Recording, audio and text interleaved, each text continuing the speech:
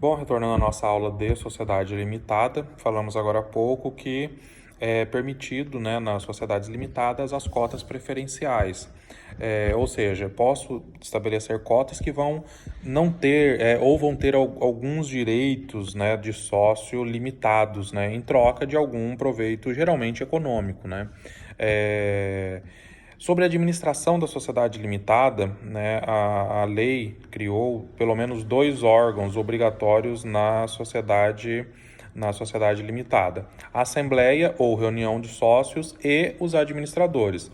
Nós vamos ver na próxima aula de sociedade limitada, o nosso segundo bloco de sociedade limitada, quando estivermos estudando deliberação dos sócios, nós vamos falar um pouco mais sobre assembleia e reunião. Assembleia para sociedades limitadas com mais de 10 sócios e reunião para quem tem até 10 sócios, né? Então, tem essa limitação, essa diferença, né? Mas são órgãos, tanto a Assembleia quanto a reunião são órgãos da sociedade limitada e os administradores também, conforme está aí no artigo 1072 e também no artigo 1060, todos do Código Civil.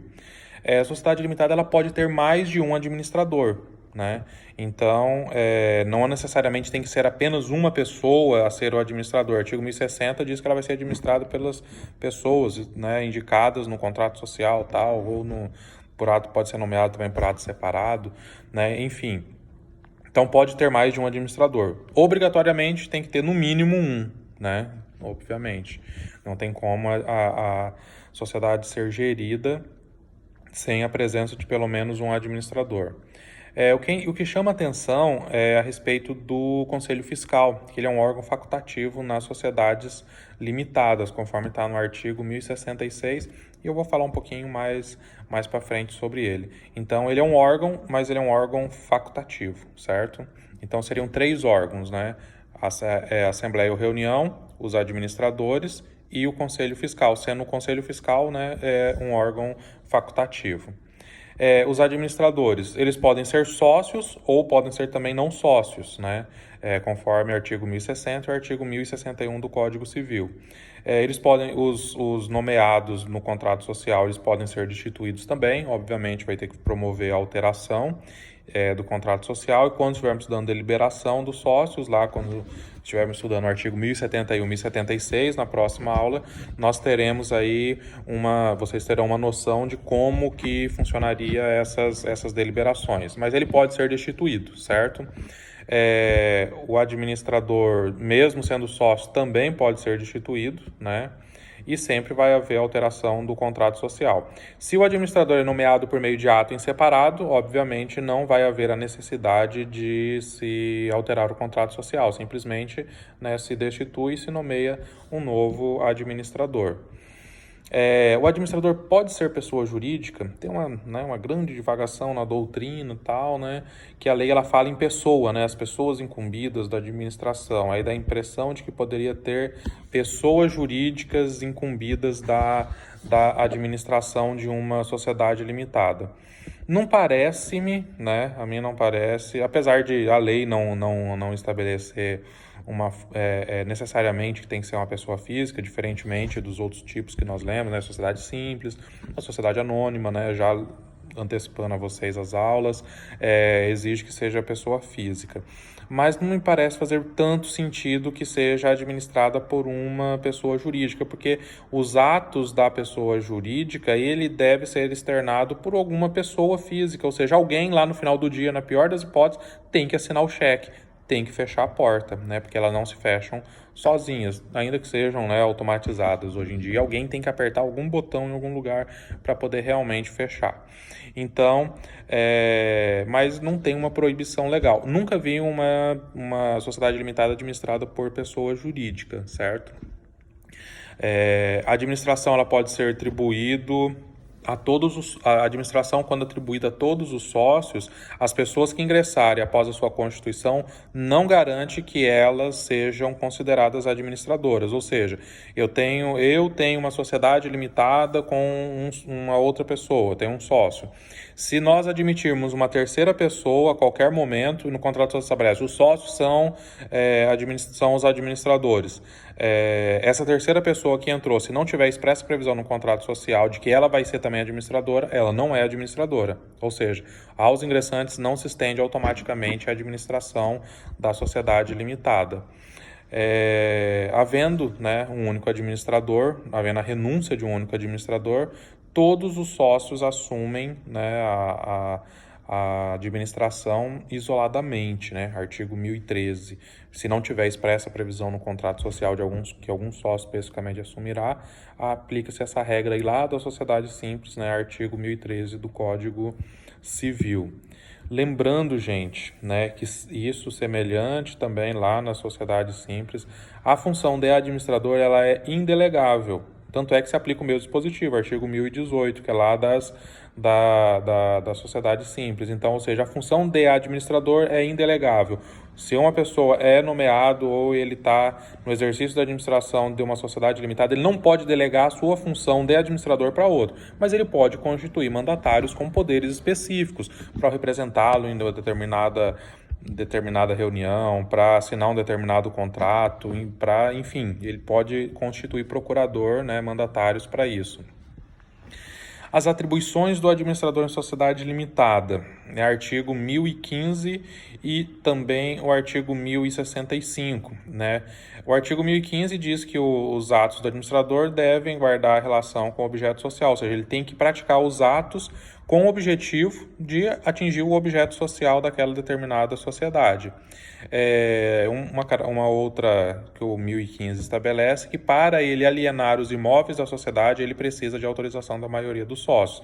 Ou seja, o administrador ele pode praticar todos os atos para o exercício, desde que, né, ainda tenha algumas limitações legais ou limitações previstas no próprio contrato social.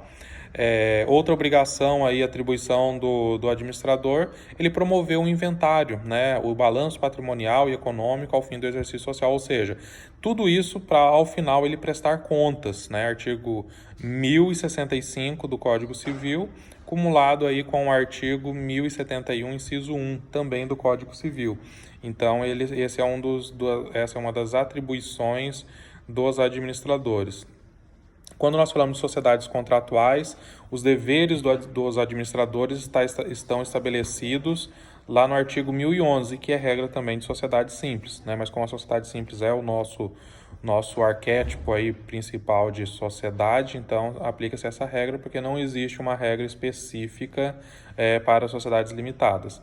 Os impedimentos também estão no artigo 1011, no parágrafo 1º, ou seja, ou você, ao, né, ser nomeado administrador, você declara no próprio contrato social que não está impedido nos termos do parágrafo 1 do 1011, ou, né, você faz uma declaração em separado e leva a registro perante a arquivamento, né, perante a junta comercial. O que é interessante, que apesar de não ser um órgão criado por lei, não ter nenhuma uma previsão expressa, legal a respeito disso, é que uma sociedade limitada ela pode criar um conselho de administração, né, desde que ela adote como norma supletiva a lei de SA. Né, mas mesmo que crie, né, um conselho de administração, ele não tem a mesma amplitude, né, de atuação como tem numa SA. Por exemplo, o conselho de administração de uma limitada, se ele não tiver os votos necessários lá dos sócios propriamente ditos, a maioria do capital, ele não vai conseguir nomear e nem destituir administradores. Né? Se ele não tiver 3/4 ali dos sócios representados, também ele não conseguirá alterar o contrato social. Então, assim, o conselho de administração, ele, né, é um tanto quanto limitado a sua criação em sociedades limitadas. Faz sentido, né, na sociedade limitada, nas de maior porte. Isso faz sentido. Conforme mencionei, um órgão criado por lei, mas que não é obrigatório, é o Conselho Fiscal. Né? A composição dele é 3 titulares e 3 suplentes. Né? Então, está lá no artigo 1066. Eles podem ser sócios ou não sócios, né, e residentes no Brasil, conforme o artigo também 1066. E os que são impedidos do exercício de fiscal, de conselheiro fiscal, está lá no artigo 1066, também no parágrafo 1º. Né? A remuneração desses conselheiros ela é fixada pela Assembleia, que elege esse órgão, né, o Conselho Fiscal, e eles têm responsabilidades similares ao dos administradores, conforme o artigo 1070, e também a sua função ela é indelegável, semelhante à dos administradores, faz absoluto sentido. Quanto aos sócios, gente, quanto aos sócios, a aula de limitada ela já é um pouco mais extensa, né? Quanto aos sócios, eles têm direitos e deveres, né? Os direitos e deveres é muito parecido com aqueles direitos e deveres comuns a todos os sócios, né? Direitos ao lucro, ao acervo, de fiscalizar, de participar da administração, de preferência na subscrição de novas cotas, né? Tem os deveres também de fiscalizar, de prestar contas para os que são administradores, tem a responsabilidade dos sócios, que ela é limitada ao capital, conforme eu já falei. Então, nós temos, né, em relação aos direitos e deveres dos sócios, são realmente semelhantes, e já tivemos na aula de sociedade simples e na aula de sociedade em conta de participação, já falamos bastante sobre direitos e deveres dos sócios, principalmente daqueles investidos de função de administradores. A respeito da sociedade limitada unipessoal, né, ela foi criada agora recentemente, em 2019, né, por meio da Lei da Liberdade Econômica, que alterou o artigo 1052 e por meio de inserção de 2 parágrafos, né, dizendo que ela pode ser constituída por uma, né, a sociedade limitada pode ser constituída por uma ou mais pessoas. Se ela for por uma pessoa, ela é chamada de sociedade limitada unipessoal, e se aplica as regras da sociedade limitada unipessoal, exatamente as mesmas regras sobre o contrato social de uma sociedade limitada, né, com mais de um sócio. Então essa foi a grande diferença. Quando eu disse a vocês que na época, quando se criou a Eireli, perdeu-se a grande oportunidade de criar uma limitada unipessoal, não precisaria ter criado uma Eireli, né, tecnicamente. Então, eu vejo que hoje, né, com a limitada unipessoal, ela não tem capital social mínimo igual a Eireli, ela não tem... o regulamento dela é exatamente o das sociedades limitadas, ou seja, ela não tem um dispositivo lá ou dispositivos que regulamentam a atividade dela, ou seja, as mesmas limitações da sociedade limitada tem a limitada unipessoal e os mesmos benefícios também tem na limitada unipessoal. Penso que com a limitada unipessoal nós vamos conseguir regularizar, né, deixar de ter o sócio com aquela cota mínima, né, que muita gente pratica realmente para poder manter uma sociedade limitada. Ela vai realmente resolver alguns aí desses problemas, né, que vêm há muito tempo no direito brasileiro.